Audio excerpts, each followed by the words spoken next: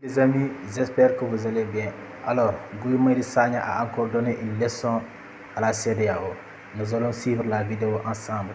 Parce que l'argent de la CEDEAO, c'est l'argent des peuples de l'Afrique de l'Ouest.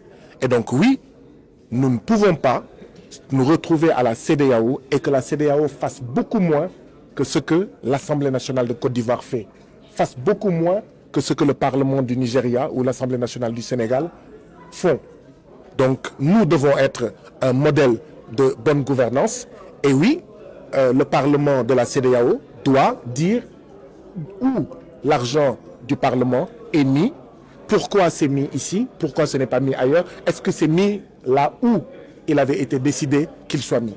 Donc, ce que nous demandons au Parlement de faire, de contrôler l'argent utilisé par la commission de la CEDEAO, le Parlement de la CEDEAO doit commencer cela par lui-même, avant d'aller balayer la porte de la commission de la CEDEAO, pour savoir où l'exécutif de la CEDEAO met l'argent.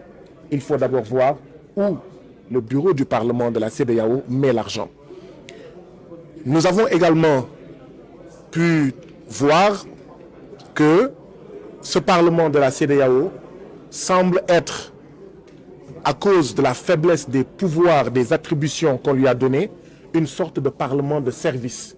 C'est-à-dire un Parlement qui ne vote pas, qui n'a pas de pouvoir législatif. Un Parlement qui, même sur le budget de la communauté, n'émet que des avis. Or, vous connaissez tous le sort qui est émis à des avis. Quand vous émettez des avis, celui à qui vous exprimez ces avis, il est libre d'en tenir compte ou pas. Ce ne sont pas donc des positions contraignantes.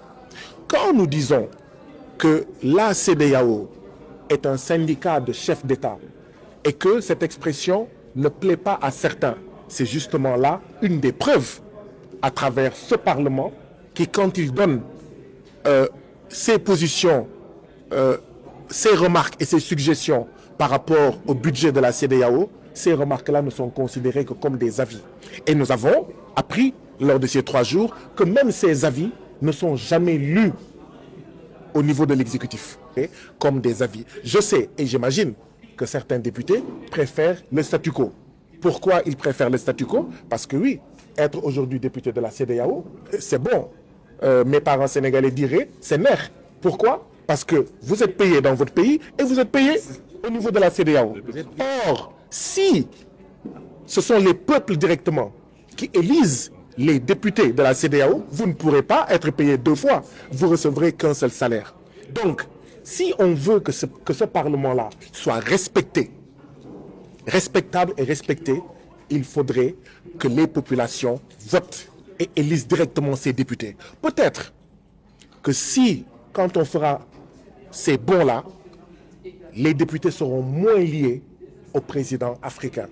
Parce que vous savez très bien comment ça se passe. D'ailleurs, il y a des députés qui disent très clairement, il y a des parlementaires de la CEDEAO qui avouent clairement, de manière décomplexée, qu'ils ont été choisis par les présidents de leur pays. Et par conséquent, ils ne peuvent pas venir et critiquer la politique de leur président. Oui.